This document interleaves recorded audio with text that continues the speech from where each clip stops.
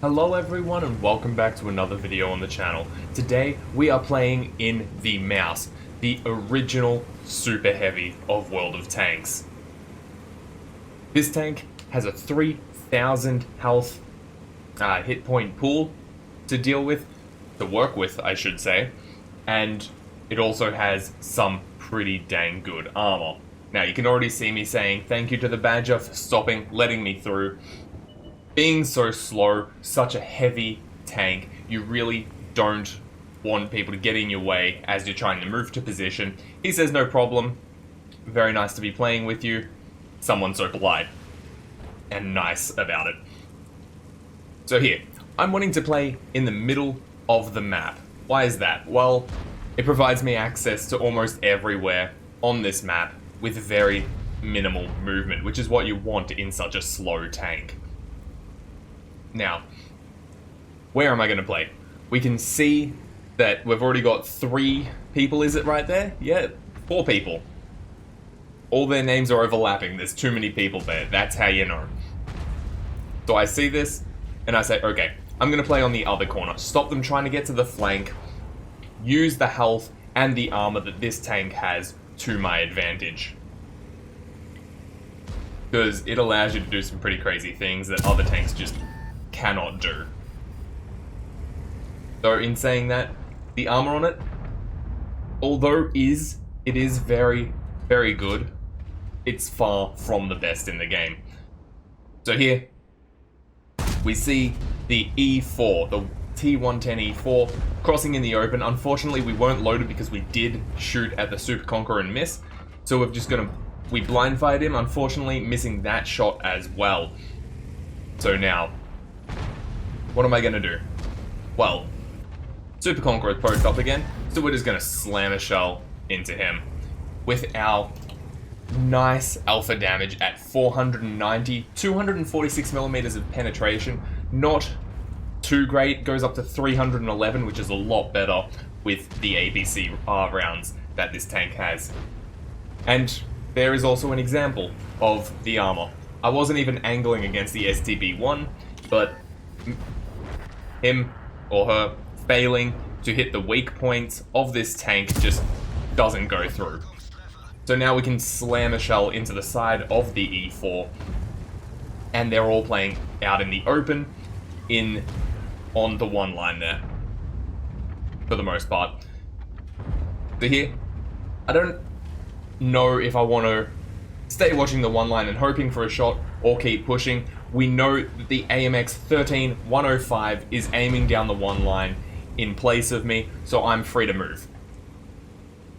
I'm going to move up towards the enemy's side of the map so that I can both A, continue to get shots on the one line, even better shots at times, and also get the flanks of their heavy tanks and a couple of their TDs.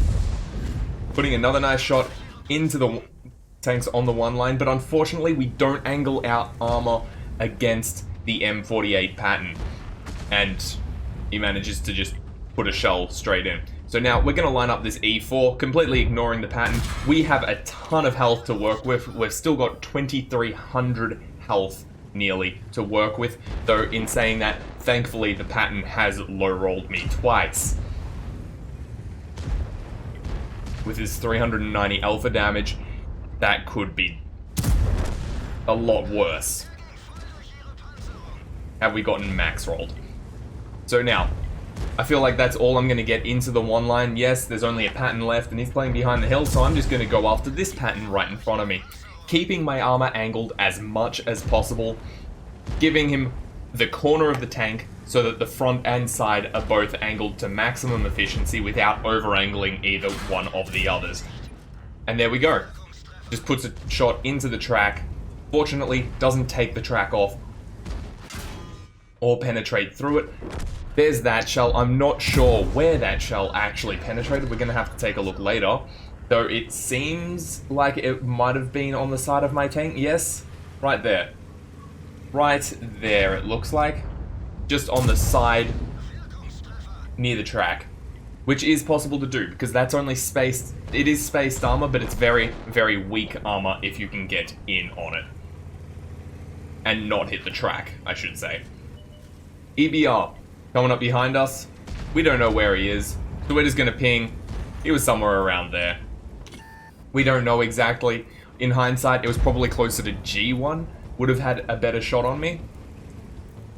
But we can say, hey, we know roughly where he was, and yes, there it is, G1.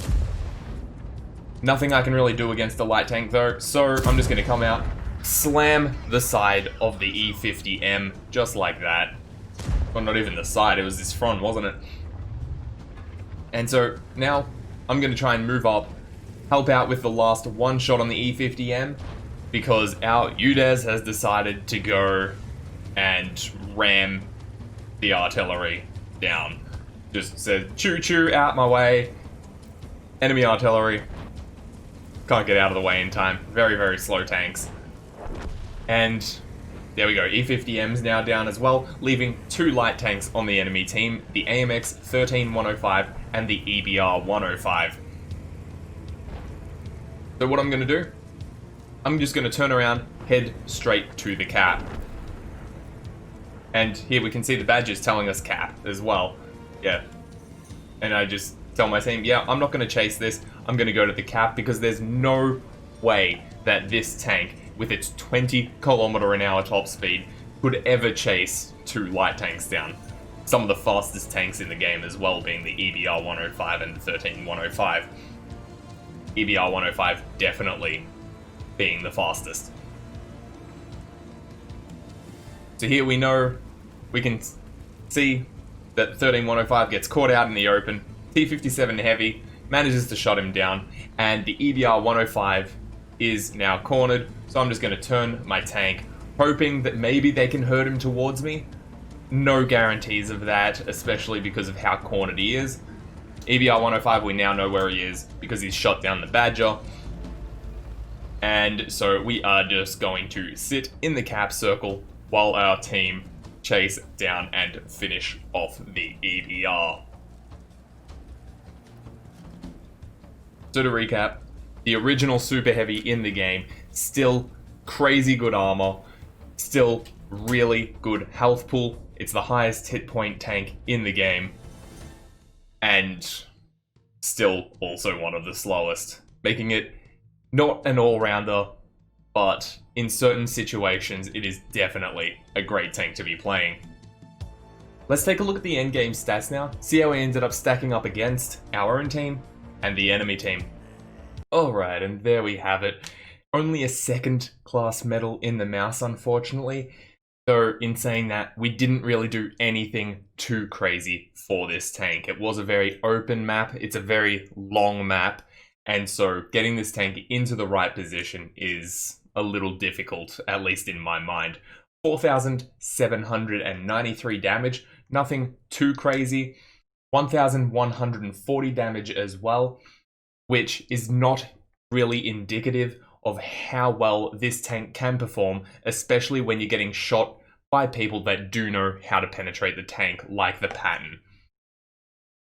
We did end up top on the team on damage, with 4,793, sorry.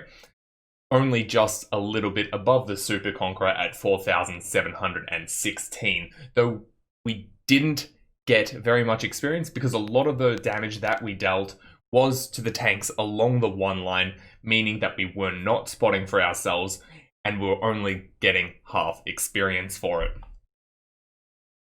12 shots fired, 10 shots hit, 10 shots penetrated. That's always a nice number to see. When you hit and pen all of your shells, or from the shells that you hit, if you pen all of them, that's always nice. Getting all 3 of these the same number is always nicer as well. 875 base experience with the missions that were going on at the time. 3,500 extra, bringing our total up to 4,375 experience on a standard account. Somehow, we did also make a profit in this match, even though we spent 20,000 on consumables for the food that we were running. We resupplied our ammo. We didn't shoot any gold, thankfully. Otherwise, that would have definitely put us into the negatives. So if you enjoyed this video, please be sure to hit the like button, subscribe to the channel, and I'll see you all again tomorrow in the next video.